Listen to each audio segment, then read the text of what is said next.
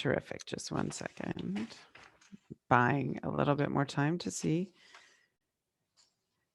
if folks are coming.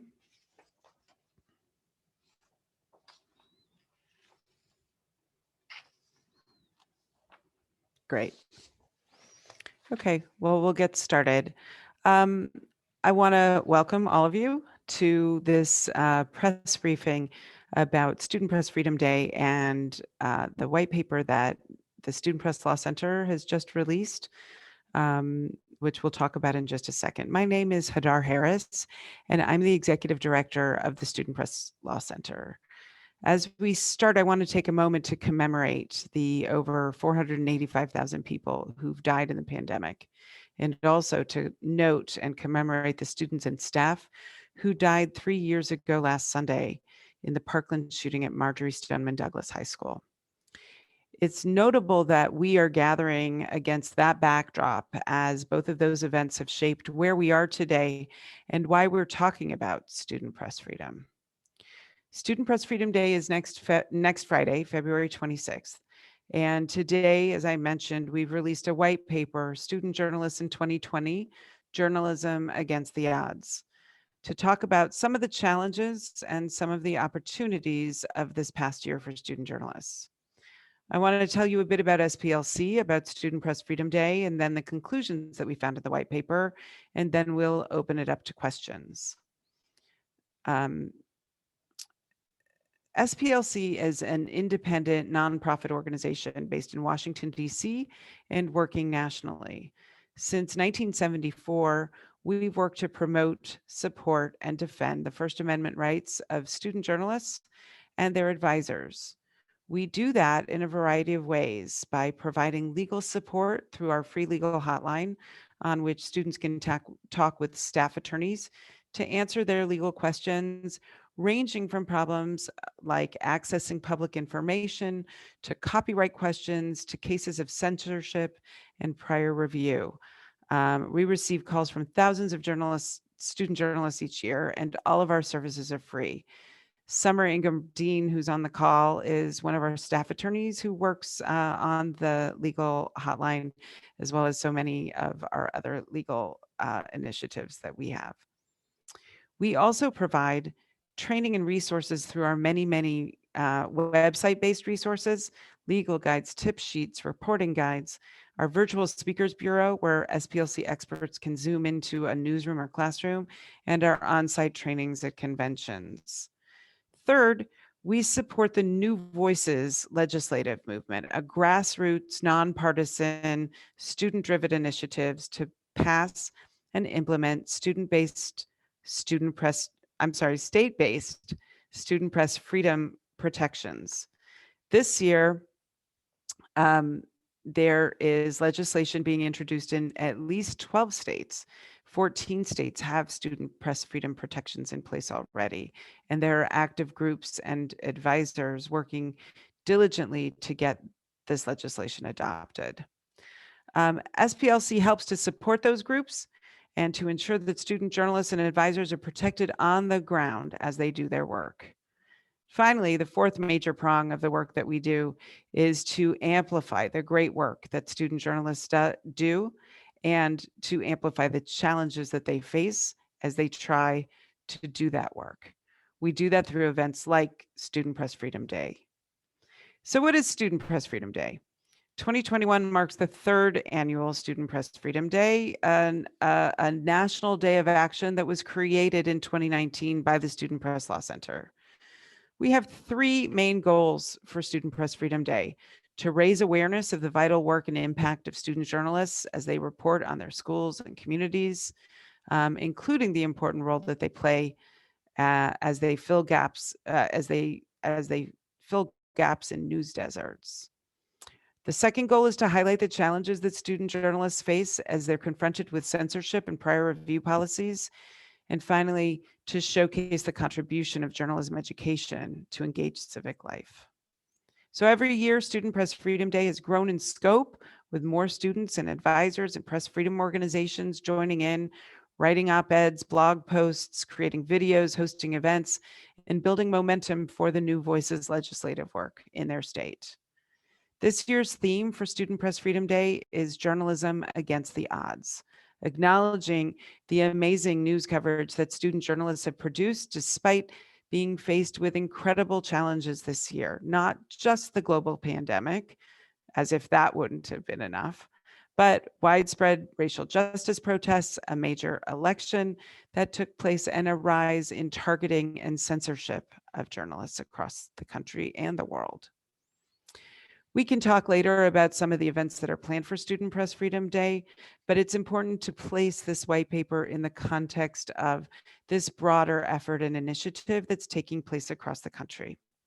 So, the white paper.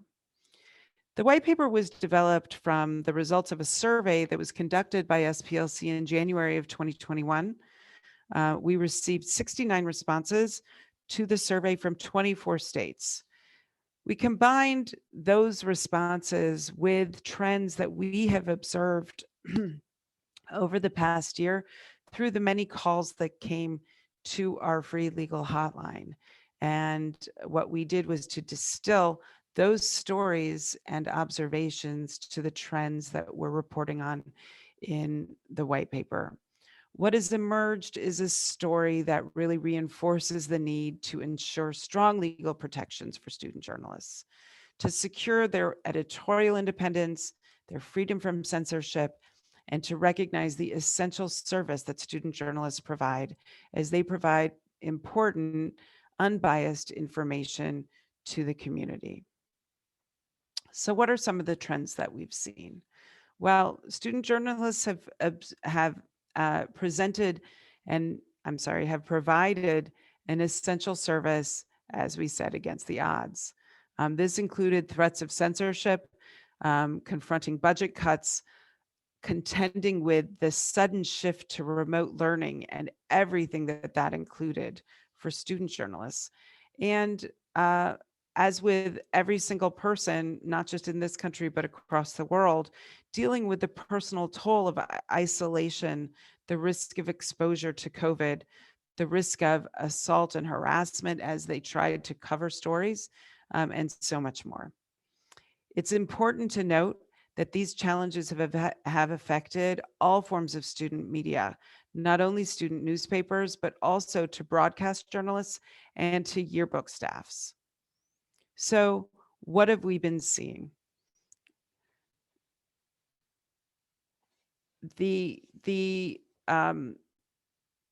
pressures and the trends that we're seeing really break down into kind of 5 core categories: the pandemic, the protests, reckoning with racial justice, financial challenges that have faced student publications and student media, and also just a disruption and reinvention in some ways about the challenges to the craft of journalism itself. So let me run through them one at a time.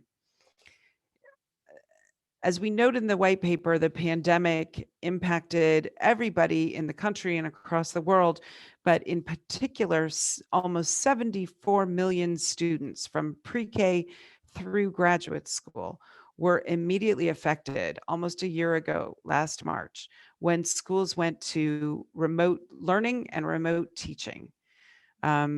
This impacted students, this impacted teachers, this impacted administrators, and this impacted family members. Hundreds of millions of people were impacted by this move to remote learning and teaching. And student journalists had a front row seat. They were reporting on this story and continue to report on this story, not only to report on the impact of the pandemic on their communities and on themselves, but also to report on the incidents of infection, safety and health concerns that are going on in their schools. And it forced them to actually both stand up to be counted as an essential service in their community.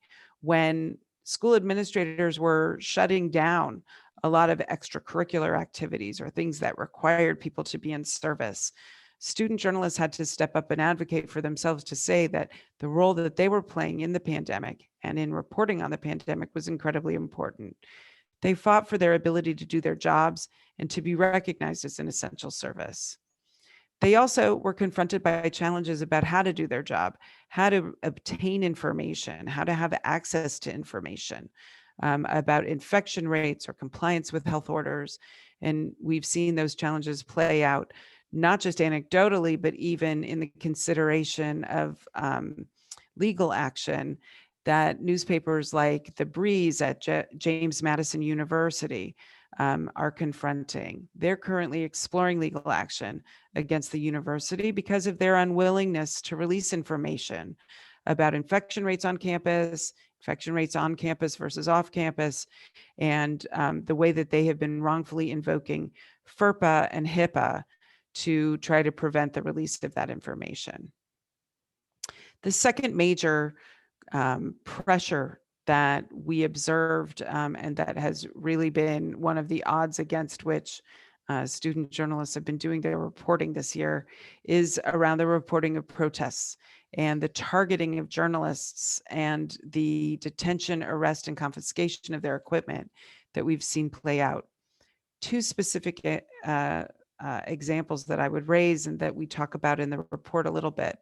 One is the students of Virginia Commonwealth University, for whom we actually intervened with a letter to the Richmond Police Force with 7 other organizations because of the way in which they were targeted with rubber bullets, with pepper spray, and with extreme measures as they tried to report the story of the protests over last summer. The second, which isn't in the report, but warrants a mention because his case really encapsulates the experiences of so many, was the case of Pablo Uzueta, a 26-year-old photojournalist student at Long Beach State in California, who was detained and kept in jail overnight, his equipment confiscated, and he really endured a pretty traumatic experience despite identifying himself, showing press credentials, and making sure that law enforcement knew that he was covering the story for a school paper. He engaged in a legal battle that was supported by SPLC and the UC Irvine Law Clinic to finally get his equipment returned and to be able to continue the important work that he is doing as a photojournalist now. The third major category is around reckoning with racial justice issues. It's an issue that has been, and it continues to be challenging on a number of different levels because of the moment and transformational opportunity that the discourse that has been created after the killing of George Floyd, conversations that have been going on for many, many years in many different communities, have crystallized both in terms of the ways in which schools, administrations, and communities are confronting legacies of racial injustice, and also the ways that students of color and Black student journalists in particular are embraced or confront structural barriers to their ability to report. Students of colors and allies are highlighting issues of racism that they see and they experience. There's been great reporting this year by the Daily Tar Heel, the Kirkwood Call at Kirkwood High School, and by journalists by Tatiana Tandapoli, a student at NYU, to name a few. Those examples can also be found on the studentpressfreedom.org website. Two other trends that we observe and challenges that student journalists have been confronting. One is in terms of financial challenges. This move to all online, most student newspapers actually had to stop printing their print publication because of the move to remote learning. Nobody was on campus to be able to pick up the newspaper. It required a transformation both in the way that they did their work, but actually it also has caused tremendous pressure around disruptive income streams for advertising and the ways in which many student newspapers support themselves as they've moved to online. There have also been cuts in budgets and support from schools as economic fallout from the pandemic has played itself out. And I would just direct you to resources that we've developed at SPLC, including our report called Nothing is Going Back to the Way It Was, Financial Sustainability for Student Media, which was published last summer, and we'll drop that link into the chat. Finally, the challenge of the craft of journalism itself. Student journalists, like many, had to move to remote newsrooms, right? Rather than talking with each other and passing each other in hallways and spitballing ideas with each other, they had to learn how to operate remotely using things like Slack and Discord and other channels to be able to communicate and share ideas with each other. Not just sharing of ideas, but really getting the publication out and changing their schedules and the way they actually operate. In addition, they had to re-envision the way that they actually report news, reporting in safe, socially distanced way. How do you photograph events? How do you get access to information? That question about access to information continues to be one that provides a thread through so much of what's happened over the past year. The last thing that I would mention are the opportunities, because we don't want to leave it just in terms of challenges, but also we want to observe the positive trends that have happened this year. As we note in the report, readership has actually increased in many places. The drive to online makes student media more accessible in some ways to some people. The University of Idaho Argonaut reported an 84% increase in page views over last year. The Advanced Titan at the University of Wisconsin in Oshkosh reported a 36% increase in users and a 32% increase in page views from January 2020, before the pandemic hit, to November 2020, right in the midst of it all.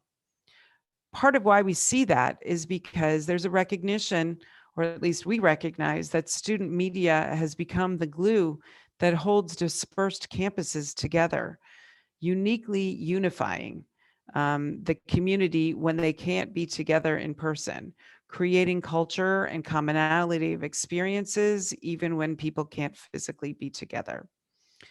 And the last opportunity and great forward movement that I would note is there's a growing awareness and activism on new voices and student press freedom protections nationally. This past year, as legislatures have been disrupted, we actually saw a tremendous movement forward for student press freedom protections. Where New Voices legislation was introduced last year, it advanced at every level. And this year we have legislation introduced in 12 states and organizing groups on the ground in many, many more that continue to grow in their impact and grow in their organization. So there have been many challenges. There have also been many opportunities. And as we note Student Press Freedom Day on February 26th, it's important that we tell this story. We tell the story of the way that the pandemic has changed education, changed student journalism, provided opportunities to actually recognize the important work that student journalists are doing, filling news deserts and also filling gaps and creating a unifying culture within their institutions. The stories that they've broken, the struggles that they've gone through, and the great contributions that they've made. Journalism is an enabling force in maintaining a free and open civil society and a robust democracy. We have seen over the past few years a lot of challenges to those principles, but student journalists face those challenges all the time in a variety of different ways. And so we're proud of the work that they've done. You can see great examples of extraordinary student journalism on the Student Press Freedom Day website. And I look forward to talking with you a little bit more about any of the challenges that you want to discuss. and the ways that student journalists have overcome those odds against all odds this year, with enhanced protections against censorship, with enhanced legislation at the state-based level, with new voices legislation. They can do even more. At this point, I would be very happy to take any questions that anybody has, if there are any questions. Otherwise, we can direct you to the white paper. We are happy to have a discussion about any of the concepts that have emerged from the report or from this brief briefing, or talk about any of the plans that are underway for coming from this week through next week through Student Press Freedom Day itself. I have a question.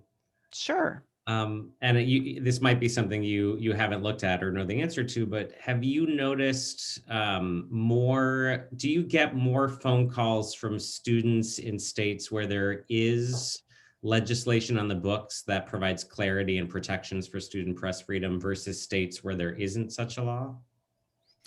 So we actually do, we get more calls from states that are bigger. We tend to, I mean, it makes a lot of sense, right? There are more student journalists, and so we get more calls. So from a state like California, where they had one of the first student press freedom protection laws in place, we still get a lot of calls from California. But one of the issues involved with that is the fact that even where there are new voices or student press freedom protections in place legislatively, it's very, very important that we ensure that they are implemented robustly. And in fact, the Student Press Law Center has just launched an initiative to monitor and actually ensure that those laws are being implemented robustly on the ground.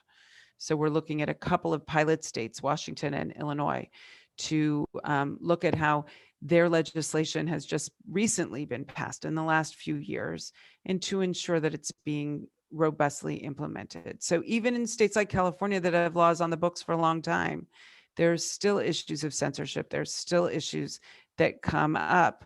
But that's part of the work that we do at the Student Press Law Center to ensure that that the laws are being implemented appropriately, and where they're not, to have robust discussions with administrators to ensure that they know what the law says, and to enable students to do that. Thank you. One follow-up question, which is, do you notice that you have, what is the balance in terms of outreach you get on your legal hotline from advisors versus students themselves? So we really encourage students to call the hotline. We are available for advisors, but I would say the vast majority of calls that we receive are from students themselves. And some of the work that we do in educating both students and advisors about our work really tries to encourage students to take the lead. In some situations where there are cases of overt censorship, the advisor really needs to stay out of the conversation, because the advisor is employed by the school. And so we reinforce every year at the beginning of the school year and in every conversation that we have with newsrooms that it is the role of student journalists themselves to stand up for their rights in a situation where they may be censored or prior reviewed, and to recognize that their advisor may not be able to stand up for them or with them. And so we work with students to really address situations like that and to empower them, both in terms of their legal knowledge and their strategy in standing up for their rights. Thank you.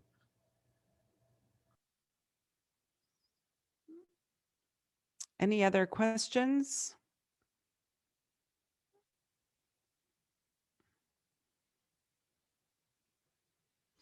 Well, a couple things that I would just note in terms of upcoming events for Student Press Freedom Day.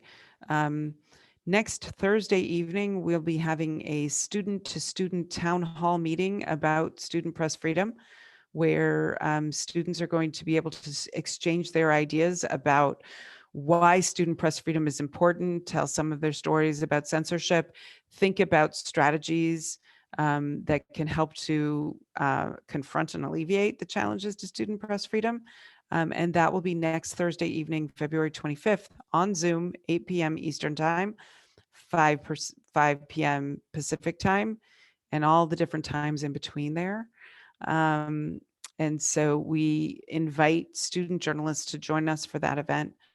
And next week, between Thursday and Saturday, we actually have a wonderful opportunity to promote screenings of the movie Raise Your Voice, which is a wonderful documentary that was created to talk about the history of free speech, the role of student journalists, and uses the story of the intrepid journalists of Marjorie Stoneman Douglas High School, who reported quite valiantly in the aftermath of the Parkland shooting. We are working with the producers of the film and the filmmaker herself to provide the film for screenings for anybody who would like to see it over the course of 3 days, Thursday to Saturday. And we're encouraging newsrooms and yearbook staffs and groups to create group screenings, watch parties. They can watch the party at the same time, and they can communicate through their Slack channels or text to each other as the film is going on. We're also inviting folks to join our SPLC watch party at 12:30 p.m. Eastern Time on Friday, February 26th. If anybody wants to join, we have a dedicated Slack channel that we've created to enable folks to watch the film with us. At the same time, this year for Student Press Freedom Day, we had an op-ed boot camp, an op-ed writing boot camp that was led by Stephen Holmes, a veteran journalist, a member of our board of directors, who walked nearly 100 students through the process of writing an op-ed. And we have students who are currently writing op-eds about their experiences and the need for student press freedom, which we hope will be placed both in student and non-student media outlets in the coming week. And we're encouraging folks to send video testimonials through the studentpressfreedom.org website to talk about what student press freedom means to them and how they've stood up for student press freedom in the past year. I don't know if any of my colleagues want to add anything about other events that are coming up. One of the wonderful things about Student Press Freedom Day is you wake up in the morning on Friday and you look at the hashtag Student Press Freedom, and you see that there are many, many events that have been planned around the country that you never even knew about, which is the best part of the event, not just the things that we've planned, but the things that students are actually planning on the ground. This year, it's a little bit different because of COVID. People can't do things in their schools and everything has to be socially distanced. So we'll see what emerges on Student Press Freedom Day. But we're gratified by the partnership of so many organizations who have been critically important in bringing this day to fruition.